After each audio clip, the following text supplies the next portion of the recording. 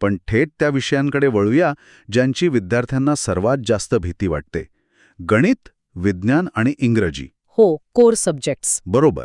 तर या विषयांच्या मायक्रो स्ट्रॅटेजीज काय असाव्यात? प्रत्येक विषयाची मागणी वेगळी असते. गणिताचं उदाहरण घेऊया.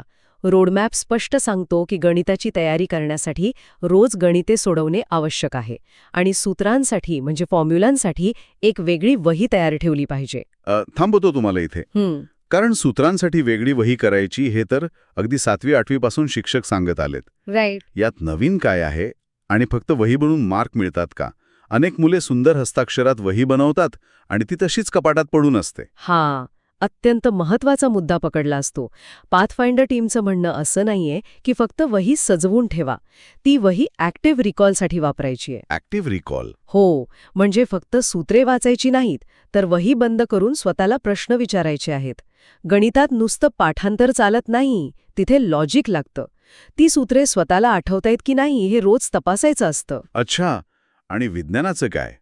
तिथे तर अनेक मुले धड्यामागचे प्रश्न सरळ पाठ करून जातात. विज्ञानासाठी फक्त पाठांतर करणे ही आता खूप जुनी आणि कुचकामी पद्धत झाली आहे. हो का?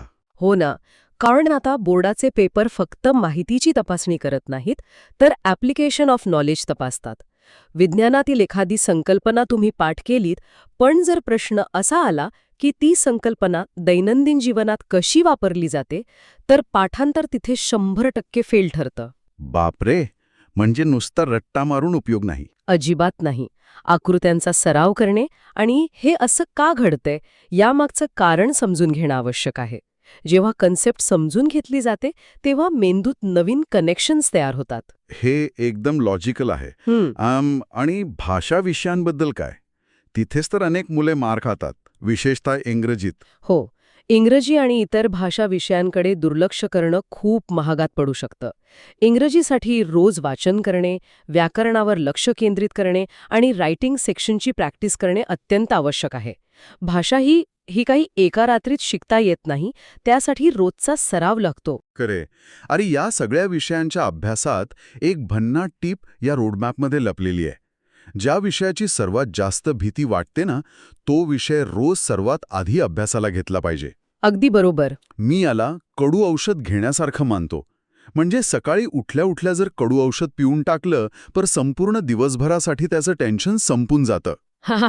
यालाच मानसशास्त्रात ईट द फ्रॉग पद्धत म्हणतात. Eat the frog? हो, आपण ज्या गोष्टीला घाबरतो ती गोष्ट आपण सतत टाळण्याचा प्रयत्न करतो आणि जितकं आपण ते टाळतो तितकी त्याची भीती वाढत जाते.